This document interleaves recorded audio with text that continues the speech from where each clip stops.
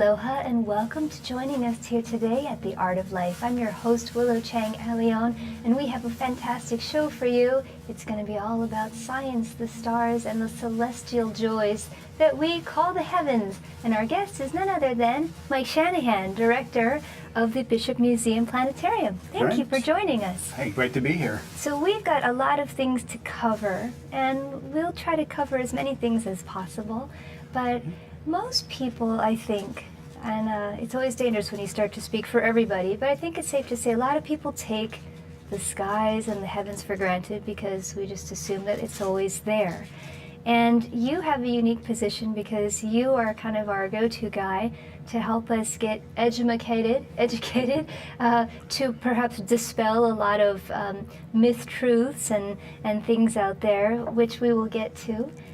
So first of all, we always like to start our show off and let our viewers know a little bit about you. So how did you get into this world of science? With all the things that there are possibilities, what was your love affair with the stars? What got me into the stars was actually, I'm the only person who ever got a job because he had a background in mythology. So I was an English major and went to University of Washington in Seattle to get my master's degree in literature. Had built up a pretty good mythology background because of my graduate studies.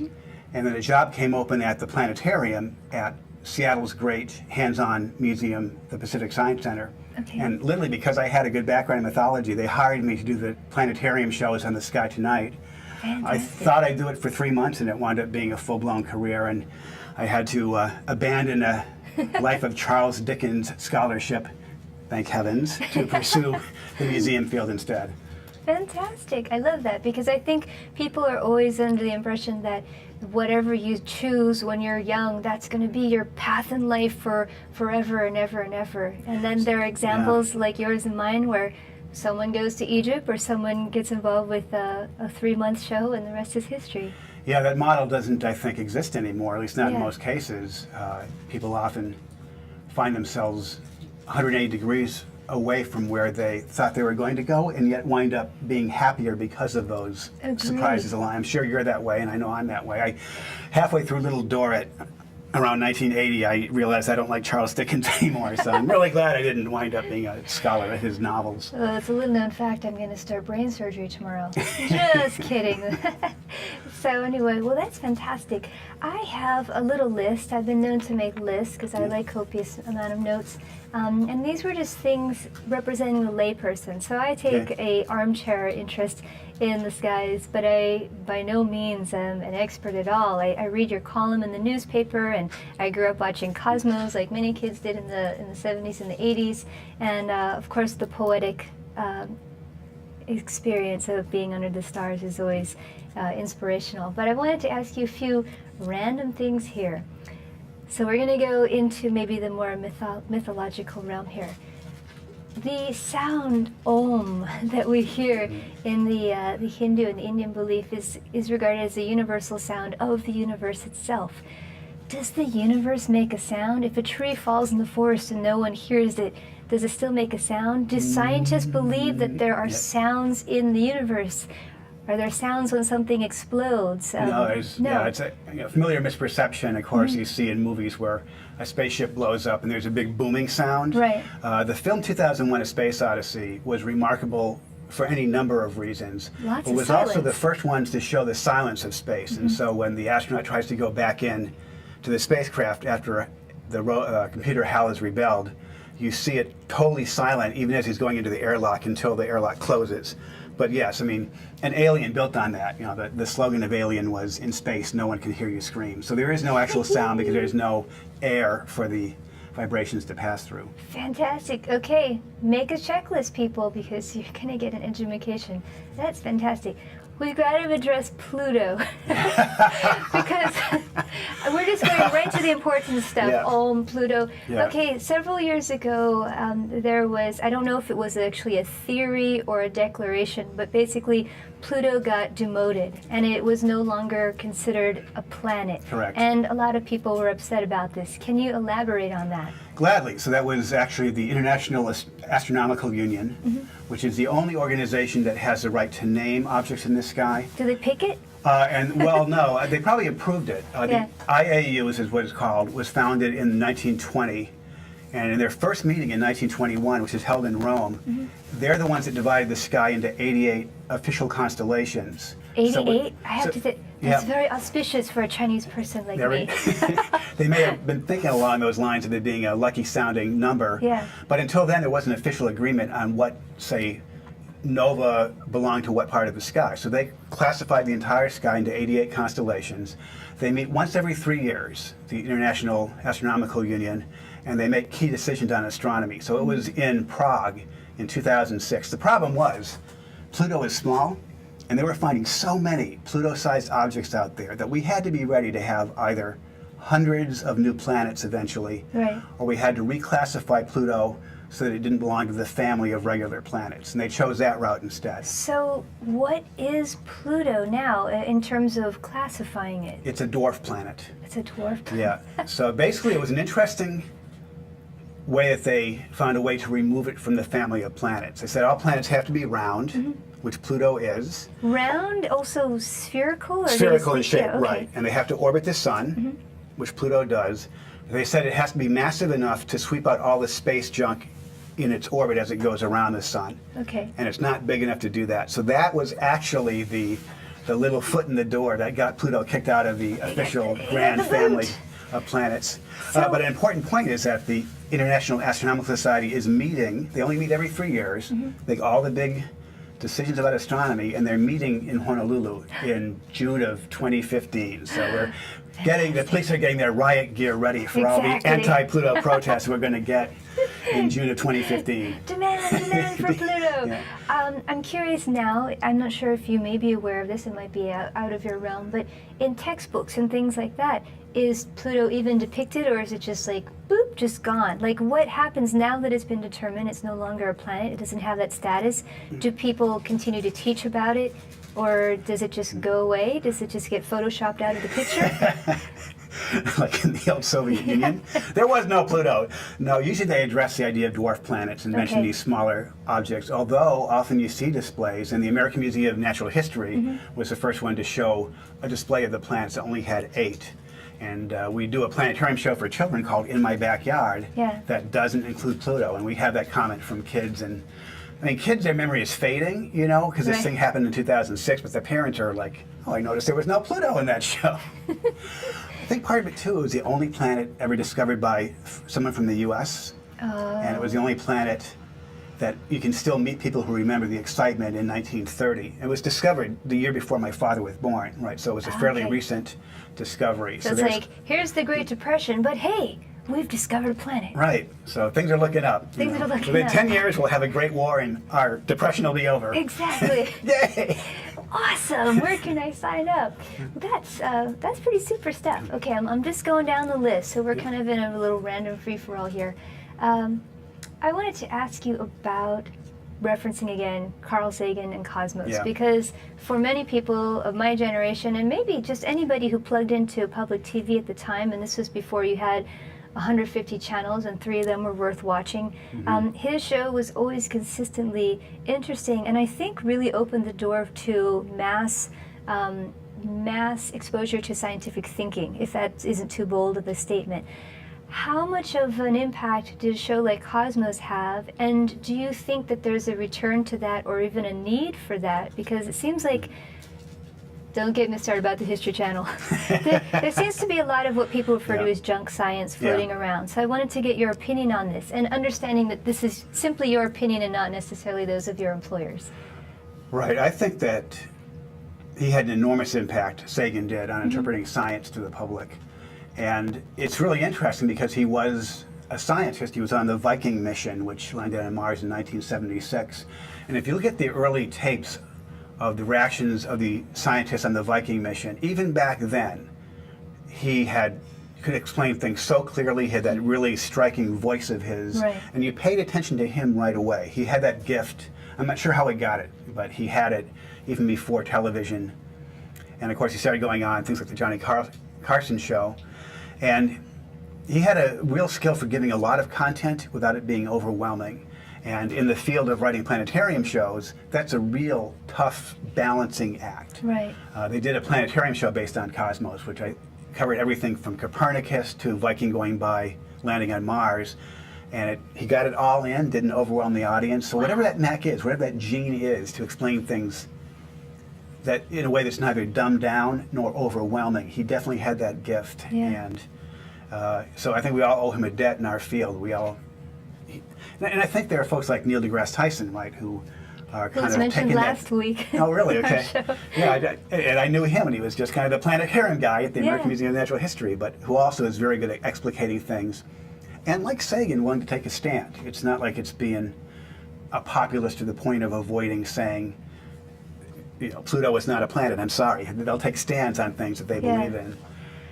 Another thing I wanted to mention was, it seems like for a lot of people, the impetus to be interested in space or the heavens is really space travel and space discovery and astronauts. And sometimes there's so much emphasis placed on that aspect, it almost feels like it eclipses all of the other multitude of disciplines that are integrated with space, with the heavens, with the cosmos. Do you want to comment on that? Is that strictly an American thing because of NASA, or that's my perception, and maybe it's totally off base. No, I think you're exactly right. And the only advantage of us not having, say, a shuttle program now is that at least there's a little space for the other wonderful NASA work, the robots to the planets, NASA's own study of our own planet, to get their hour in the spotlight. But I think very much in the United States, it has a lot to do with the space race with the Russians, the freaking out that happened in the late 50s when the Russians launched Sputnik, right. And then this dramatic story of the fact that we couldn't seem to launch a rocket in the early days, the tragedy also of the Apollo 1 fire where 3 astronauts were killed on the launch pad, but then the triumph of landing men on the moon and getting them back safely, and the fact that the whole run of the Apollo program, once you get past that awful fire, there was no other disaster that took a life of an astronaut. And it became so much a part of national pride and so much a part of Kennedy's legacy. Right. They often said that if Kennedy hadn't been assassinated, and if therefore the space race hadn't been his legacy, that we would never have gotten to the moon as fast as we did. Interesting. So it's so tied up into our own perception of what America is about. But I think now it's so far in the past that we have a chance now to tell the story about the other amazing things that NASA does. The robots on Mars that have functioned for years after they were supposed to come to a crashing halt, and exploring the spacecraft on the way to Pluto and exploring Mercury and all that. Well, it kind of seems like, again, these are all perceptions, but it seems like people are concerned with planting a flag on a planet, boots on the ground, if you want to say, in space, discovering water and discovering life. No one said anything about it being intelligent or whatever. It could maybe be some paramecium floating around.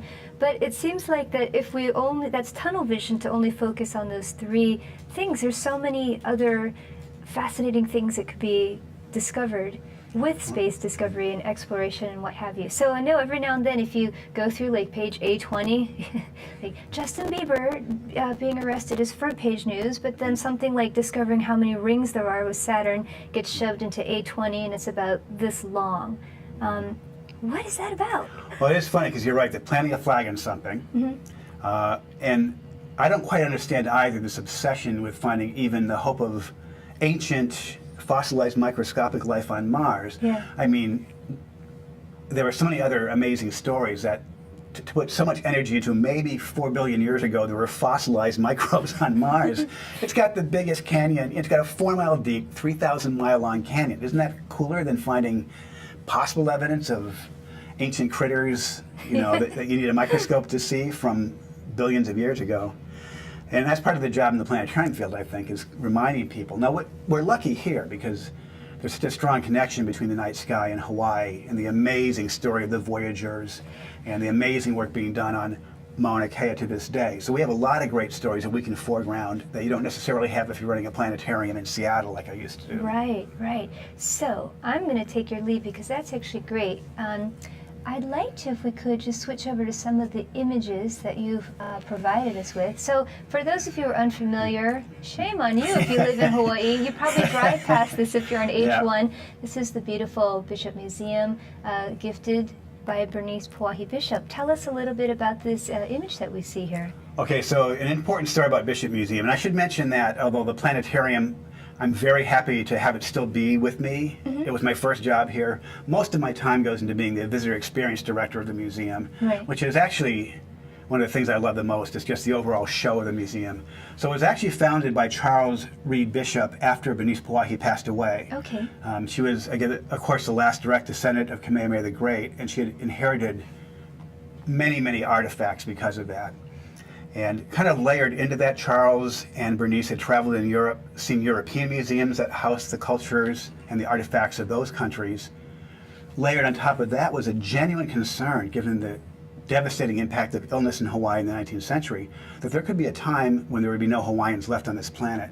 There was a feeling that we had to really preserve this culture now. Right. So Charles Reed Bishop founded the museum in 1889. Again, he was already a widower by that time, but very quickly realized that the original building, which is kind of on the left side of our screen, needed more. So he actually, within a few years, they built both what's now called Pacific Hall and Hawaiian Hall. Okay. Hawaiian Hall, which is the soul of the museum, was founded in 1903 and was renovated just 4 years ago. Yeah, it is glorious. Oh, it's so beautiful. Now, the omniscient voice of God, that's the wire that I've got here, so that we have to take our usual break. But stay tuned, because when you come back, you're going to see more about the wonderful Bishop Museum, the programs there, and of course, more about the stars. This is The Art of Life. Aloha, I'm Nicole Horry for ThinkTech. For nearly half a century, the Hawaii Foreign Trade Zone No. 9 has brought the benefits of the Foreign Trade Zone program to Hawaii businesses and entrepreneurs. DBET, the Department of Business, Economic Development and Tourism, operates Hawaii's Foreign Trade Zone program to encourage international business and economic development.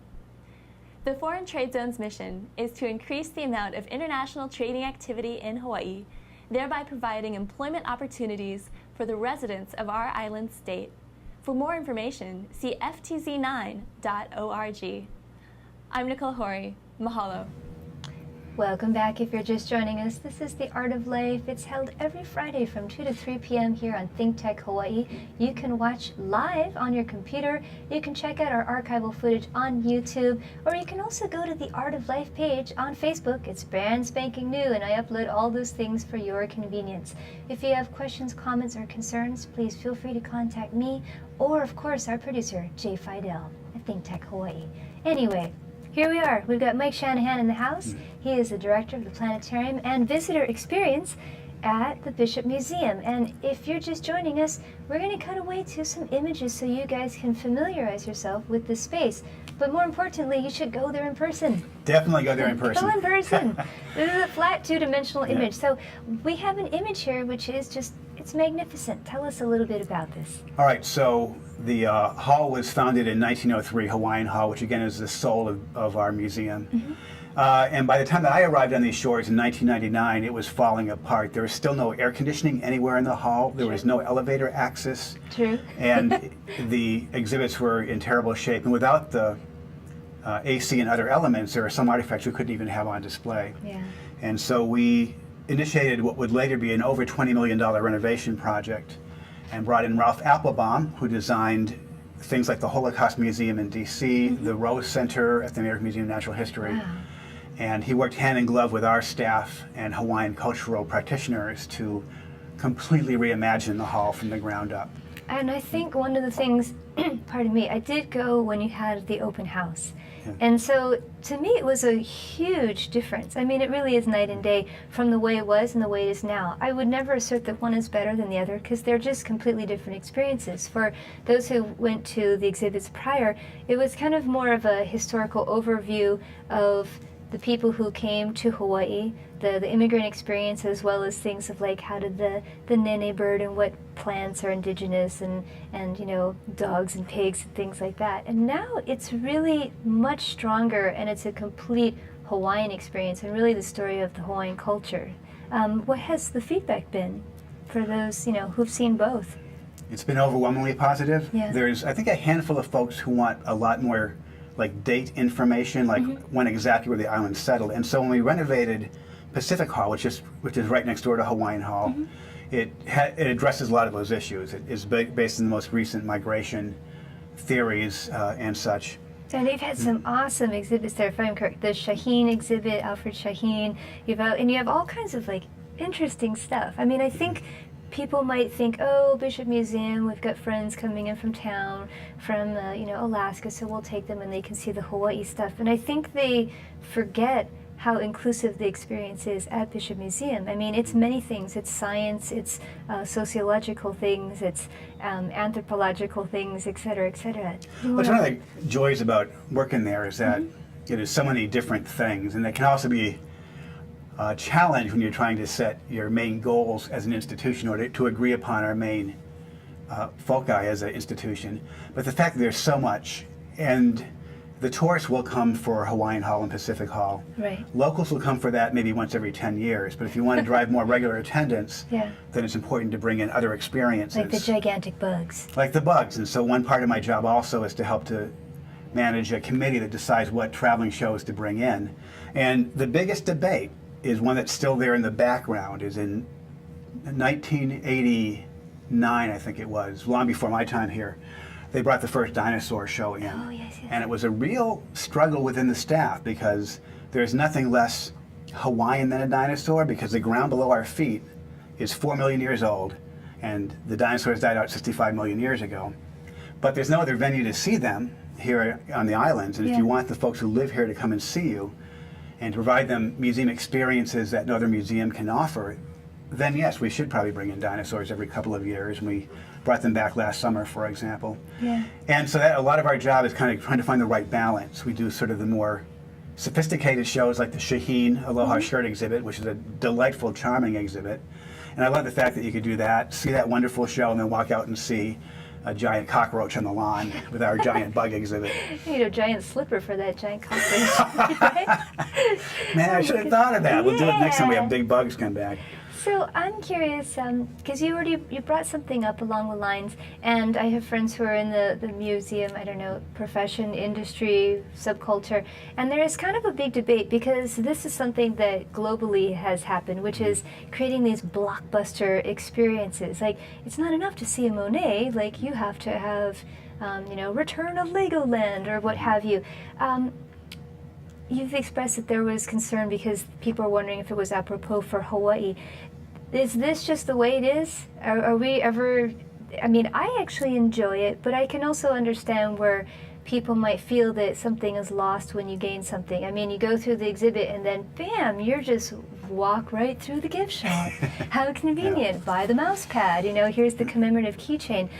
What are your takes on this? Because you've seen this approach to just exhibitions internationally. Yeah, we haven't really taken on a giant blockbuster, and we would think long and hard before we brought in, say, a King Tut exhibit. It's one of the best examples of a real blockbuster. We could pay an extra fee. So all of our traveling shows to date have been included in the general museum admission.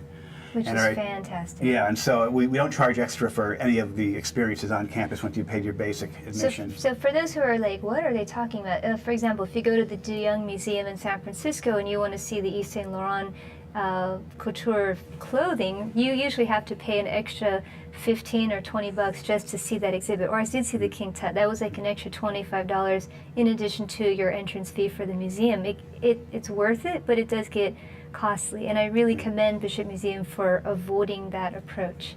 Yeah, we've been very careful to make sure that we remain affordable, because I would hate to...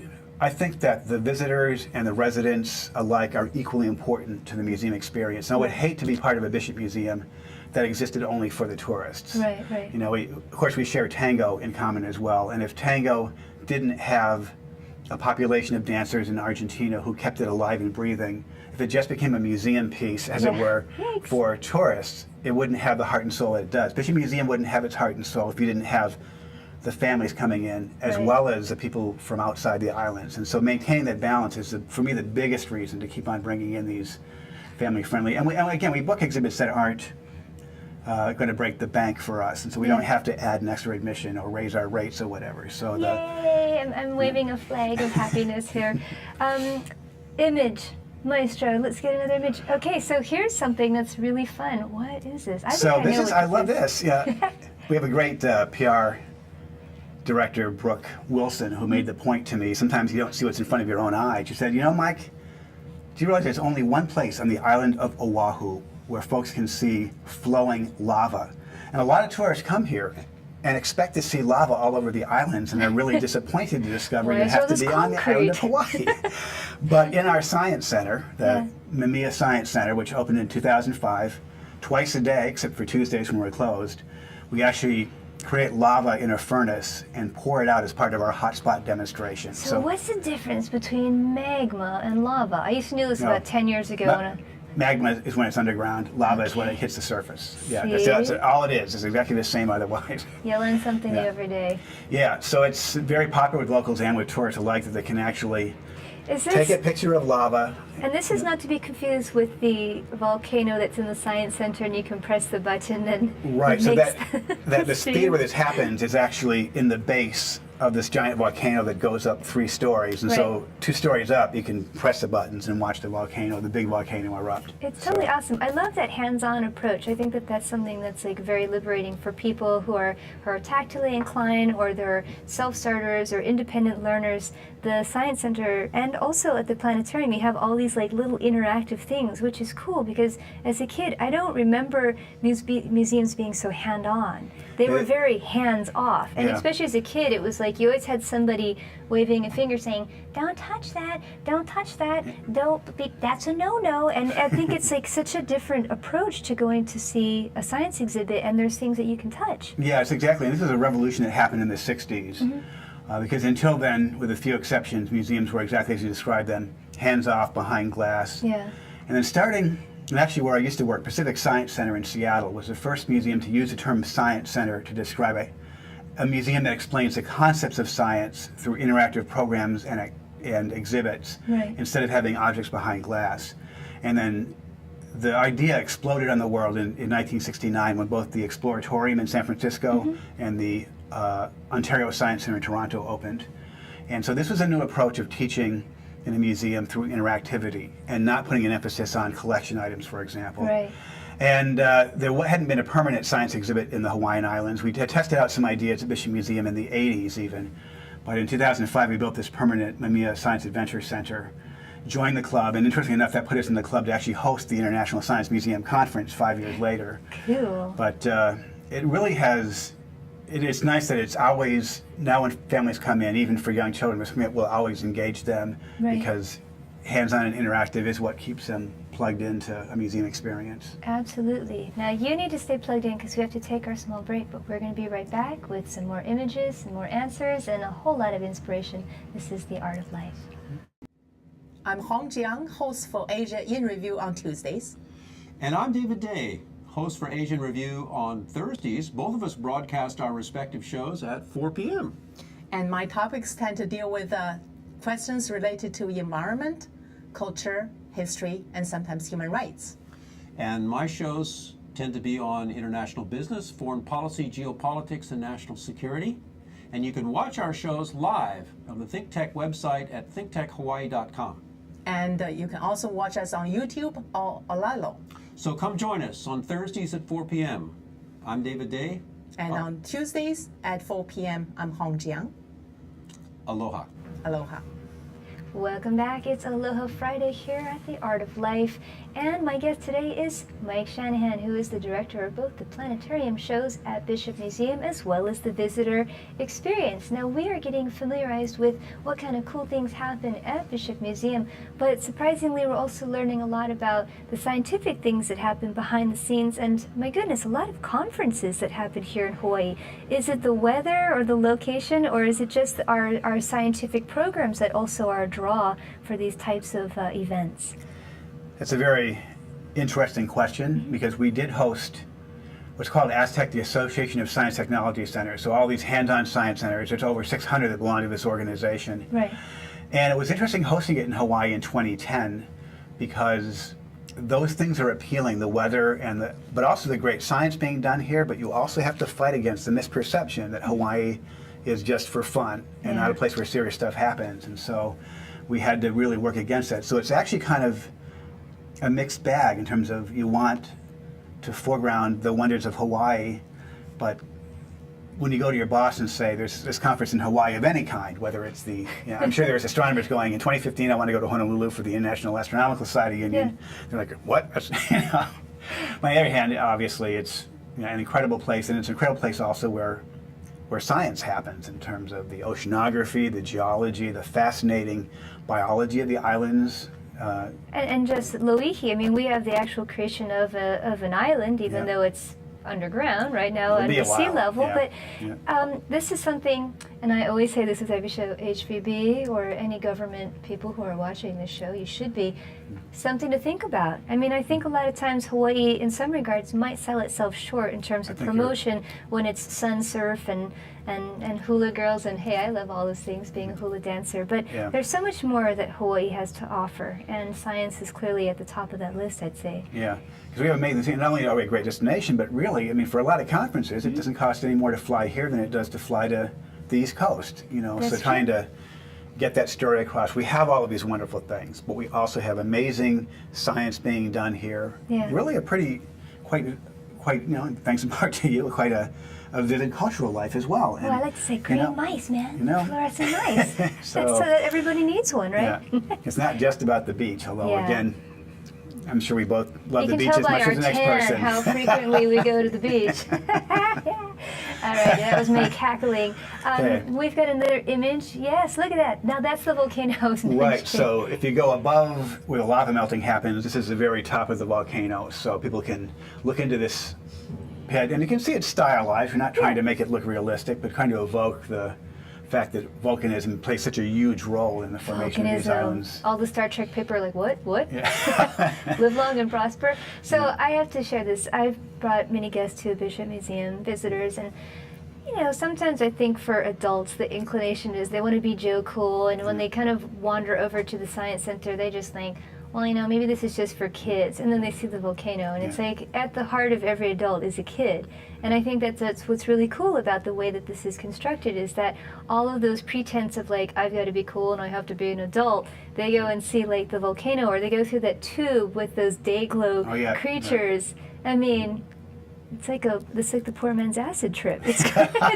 You're like, what is she talking about? I'm a teetotaler and I'm a clean teen. But you go to this lava tube with these day glow creatures, and it's fantastic. It's evoking the Kumalipa winds. We actually had local school children design paper mache images of the creation of life here in the islands. Yeah, with the chants in both Hawaiian and in English as you're heading down the tube, and that's one of folks' favorite photo ops there. Yeah, I mean, I think that it's the land of 1,000 selfies.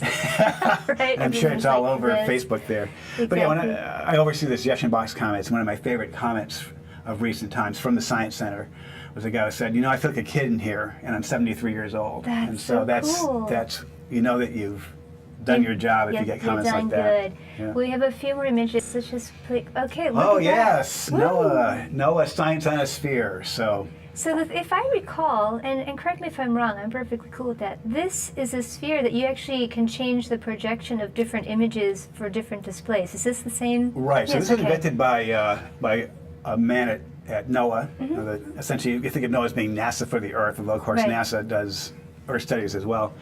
But he had the idea in the mid-00s of, he took a beach ball and a slide projector. The aughts, I guess? The aughts. In the aughts, he just kind of played around with a beach ball and some slide projectors and had this idea for doing science on a sphere. And we were one of the first sites to be awarded a sphere by NOAA, and we opened ours in 2006. And so any Earth image, any planet image can be shown on there, and the public can just go and choose. If you want to see Pluto, you hit the Pluto button. If you want to see earthquakes around the world the last 30 days, you can see all the earthquakes. I think you also had one with the wind patterns of El Nino, if I recall. Yes. Okay. I think that's really fascinating, because a lot of times we see things in a two-dimensional form and it's flat and it compresses it, and it's not the same experience as seeing it on a three-dimensional shape like a sphere. Yeah, 3D is really important, and there are some concepts that are even legendary for folks not getting correct, like why we have moon phases, why there are seasons, because folks try to understand it looking at 2D pictures. If you do demonstrate in 3D, it's like much more vivid and real. This. Yeah. So actually, we're one of 3 sites on the islands now that have Science Hemisphere. Willow Astronomy Center has one, and also NOAA opened one at their new Ford Island Center. Very cool. So of the 100 in the world, we got 3 right here, and this one's right in our planetarium lobby. And we actually have, and I think we have there's our planetarium, yes. So how about that? How appropriate. It's almost as if we planned it this way. So this is the planetarium for those of you who are wondering, what is that round-shaped dome thingamabobberoonie? Well, it's the planetarium. Let's talk about that, because that's kind of your home. We have a few more images. You guys recently went through a major renovation. Big bucks, big comfort, big upgrade. I remember, again, back in the Stone Ages, the planetarium was always so cool, but I always felt like my neck was like this. Tell us all about the upgrades at the planetarium. Okay, so we opened originally back in December of 1961, first planetarium anywhere in Polynesia. And in the old days, as you may recall, you sat in rings around the center, and there was a star machine called a Spitz. It was in the middle. Yeah, in the middle.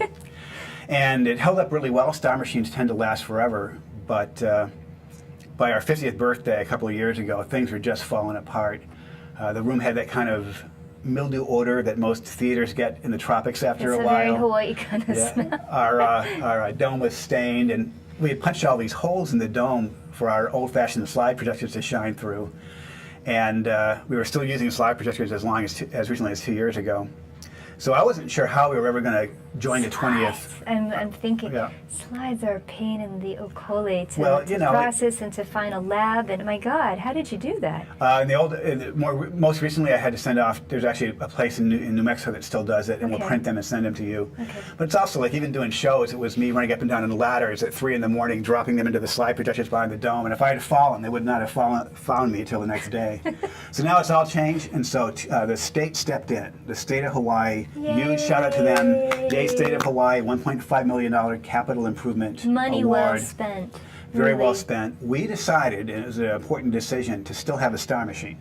In this video age, a lot of places only use video to generate the star field, but we thought, really nothing is more realistic than having a star machine still. And in the place where Nainoa Thompson learned how to navigate, we really wanted it to still be the best night sky you could ever have indoors. But then made it to that now is a full dome immersive video, so you can also show them this beautiful night sky and then go flying through the rings of Saturn close up using our full dome system. And the two talk to each other. The full dome talks to the star machine. And for those of you who are unaware, Nainoa Thompson, the master navigator and Hawaiian activist and a cultural icon here in Hawaii, responsible for helping lead the Hokulea, the seafaring voyage from Hawaii to Tahiti, strictly by star navigation. And this is something that I share with my students when I teach hula in other countries, because I want them to know about the cultural renaissance. And that was really essential to helping restore pride and renew an interest in the Hawaiian identity. I don't think people can ever discredit how important that was. And the show that you guys have, which is, I guess, a chestnut or the standard show, it's fantastic. Yeah, it's a great show. We just put it on the shelf, though, because we just opened a brand new show in direct partnership with Polynesian Voyaging Society, which Nainoa They're going to be launching up round 2, right? They're going to be going around the world. Current plan is to leave in May, although, of course, they're going to go safety first, so if that gets bumped, that's just the nature of trying to... May 2014, in case you're wondering. 2014. But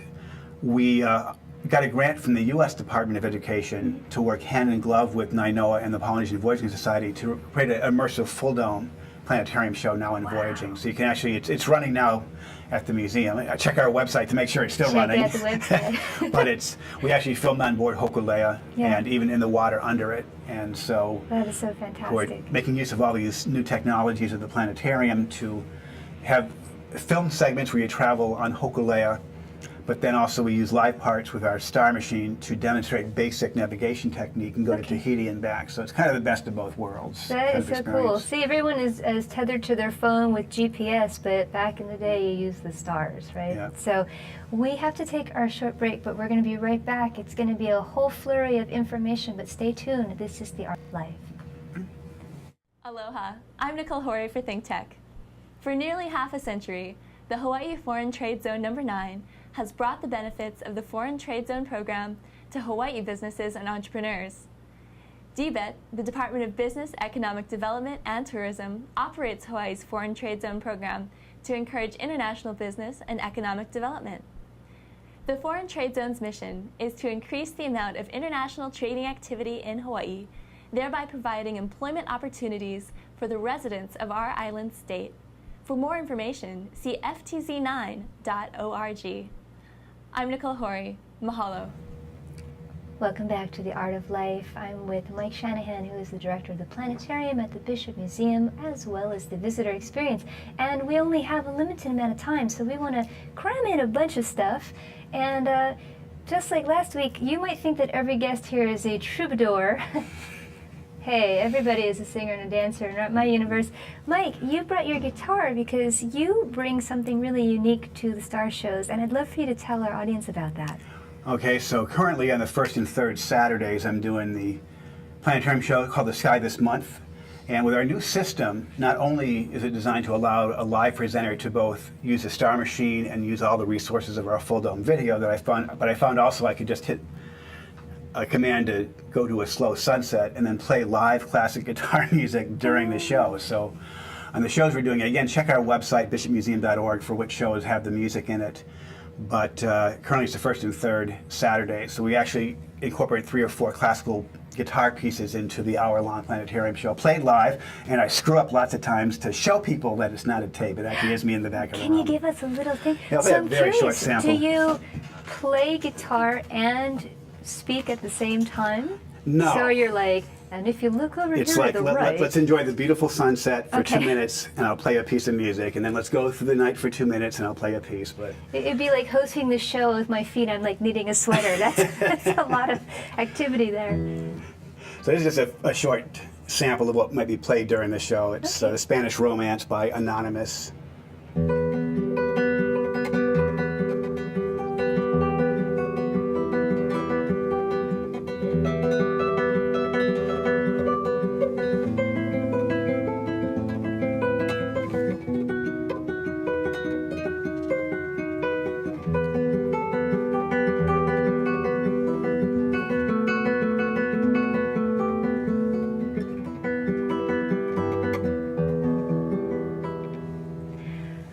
Oh, that's so beautiful. I think that they might consider that baby making music. You said the first and third Saturday of Right, the check the month. website. We put a little symbol beside the ones that I'm doing, and occasionally I can't do that schedule because I have Is to this evening or daytime or the whole? evening, so it's 8 o'clock at night. Okay. So 8 to 9 is the planetarium show.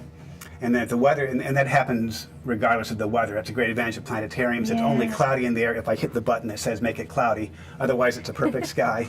But then you go outside, and if the weather's nice, our telescope in the other little dome, the observatory, will be trained on the planets, and we can look at the real nighttime sky and try to find some of the same stars. That's so beautiful. Yeah, it's become a date night, which maybe I've told you this joke before, the line from On the Town, the 3 sailors, 24-hour shore leave. This was a musical in 1946. There's a joke in there where one sailor says to the other, "You're so square, your idea of a great date is taking a girl to the planetarium." And now they actually are taking And they do that, but then also going on Rebels dates. Out of Cause, they were at the planetarium. I mean, I think Yeah, but look at there's- that. They were hooting, they were making noise. Okay, the clueless okay. lecturer didn't know that his kids were having a knife fight. I hope I'm not that kind of planetarium guy. Oh my goodness, sorry, I was getting a little message from the omniscient voice in my ear, in case you think I'm just like talking to myself. There's so many things. Okay, first of all, I'm just going to lay it out here and say that, Mike Shanahan, we're going to have you again because there's still so many things to discuss. I would love to have the call to action to let people know what's the website for Bishop Museum if they're out there and they want to put that on their browser. Great. So it's bishopmuseum.org. Okay, easy And enough. when you go there, you can also go to the planetarium page where we list also all the astronomy events coming up for the year. We have those star maps for any given month of the year for Hawaii's latitude. and lots of information on the coming exhibits, on our programming. So it's one-stop shopping, just bishopmuseum.org. And then is there like a time frame or a frequency when the exhibits, the big ones, change? I mean, is it like a 3-month period or a 6-month period or we a try to seasonal rotate, thing? yeah, it's seasonal. We try to rotate at least 3 times a year. Okay, so you're right now you're probably transitioning into a new exhibit. We're blazing new ground and bringing in a Japanese exhibit on the character Doraemon, the blue time-traveling cat, which is huge in Japan, and we're getting exposure for it here. So I suddenly feel very old. I'm going to have to do a Google search. It's learn something new every if you day. think we've tried to bring in a couple of different anime exhibits and it hasn't worked. So this is also the way for us to open the door onto doing anime as an exhibit topic. Yeah. But then a great thing for the summer of 2014 is there's a guitar exhibit that we're doing. Wow. So the history and the science also of the guitar. And let's just give a shout out to the Arabs because it was those Moors that brought the oud. There will be an example of the oud. Yeah. There'll be a vihuela, ukulele, Uh-huh. banjo, 60 different examples of guitars and the guitar's various cousins. And I'm from sure over the you guys will years. probably have a fantastic concert to accompany that. So Yeah, we're you planning wanna that right stay tuned. now. Yeah. Let's look at the image behind us because this is something that you provided. But for those of you who are unaware, Mike, I'm getting a frog in my throat. It sounds like I'm getting emotional. Mike provides at the beginning of the month the star chart for the Hawaiian skies to the Honolulu Star Advertiser. And at the beginning of the month, I cut that thing out with the intent of looking at the stars and educating myself, and I'm completely lost. So what could you tell a clueless person like myself where, first you have to find the North Star. I'm assuming that that's like your home base, is that correct? Yeah, you have to find the North Star, which Okay. if it's that time of the year when the dipper is in the sky, which is only part of the year in Hawaii, Okay. the dipper points nicely to it. And the star chart shows you how to find the North Okay. Star from the dipper. Or you can just figure it out with a compass, where south and north are. And we do a star chart for every month of the year on our homepage. And because our latitude is so much lower here, the stars we see are different. So it doesn't really work to use a star chart done for New York City, for example. So we actually do, Melody on our staff actually creates the star maps. They're all on our homepage for the entire year right now, for the entire current year we're in. So you can go and get that. Just remember to hold it over your head or you'll Okay. never get all 4 directions in the right place. If you hold it in your lap, you'll never make it work. This is good to know. This is good to know. My goodness, I feel like there's a million things. Is there anything that you'd like our viewers to know? You know, we have a lot of light pollution. That's what happens when you live in the big city. And I just went to both Kauai and Maui recently, and I looked at the sky, and I was shocked. I mean, a magnificent array of stars that we may not have an option to see here with the same frequency in Honolulu. But if you go behind Diamond Head, or if you go to the North Shore, or what have you, it's worth your effort. So anything that you could tell our novice stargazers out there? Yeah, it's just odd that we've lost contact with the beauty of the night sky if we live in this city. I mean, I love living in the city. I couldn't not live in this city, but that's a trade-off. During the planetarium we actually show the light polluted sky of the south end of Oahu and then turn off all the light and let folks see back to back what it's like to really experience a truly dark sky like you'd see at the North Shore with the Milky Way across the sky. And folks are often amazed how much, because when you see it side by side, you realize how much we've lost by living here in the bright lights of the city. Do you think there'd ever be a time where they could say on odd days and even days, and they sound like the gas crisis of the 70s, like every third light is turned off, or people would turn off their lights, or would there ever be an impetus to start a movement like that? I mean, I think it's a worthy cause. I think that happens already on the island of Hawaii, for example, because the telescopes are so important. They have lighting that shields the light from going up in the sky. Right. And so they've made vast inroads. I have seen the Milky Way from downtown Hilo recently. And so as folks think more about that, yes, that could be an issue. I mean, because we mainly also really need to do is stop. It's totally wasted light if light shines up. It's not doing anybody any good, right? Energy-wise, it makes sense as well. Yeah. I mean, there are times like when you drive Outer Island, a lot of those roads, they're not illuminated. I mean, at first you got to get your spidey senses acclimated to it, but then once you do, it's not so bad. I mean, anything, it might even make you a better driver because maybe you're actually paying attention to the road because you don't have 100, lights in front of you. So something to think about. We've run out of time. This is a common thing that happens here at the Art of Life. Every guest says, how am I going to speak for 45 minutes? And then goes by in the blink of an eye. I'd love for you to be on my short list of my Terry Gars, the guests that I can bring back time and again. When you first said that, I know what you're talking about. Oh, Terry Gar. Terry Gar, right? That's on the David Letterman show. Okay, exactly. yes, You always have happily. something interesting to say, and we So. can talk shop about stars, the heavens, and of course, Tango. We shared Tango. And, you're a big film buff. We might Films have to do a also, little yeah. Roger Ebert action here, yeah. Siskel Ebert, and talk about movies. I'd love to have you again. Okay. So wonderful to have you, and safe travels. I know soon you're going to be headed off to Spain. Off to Spain, Only yep. for a vacation, so don't cry any tears. He'll be back. Yeah. But check out the shows and say hello to Mike Shanahan next time you're at the Bishop Museum. This is The Art of Life. We hope you join us again. I'm Willow Chang, and it's always a pleasure. Aloha.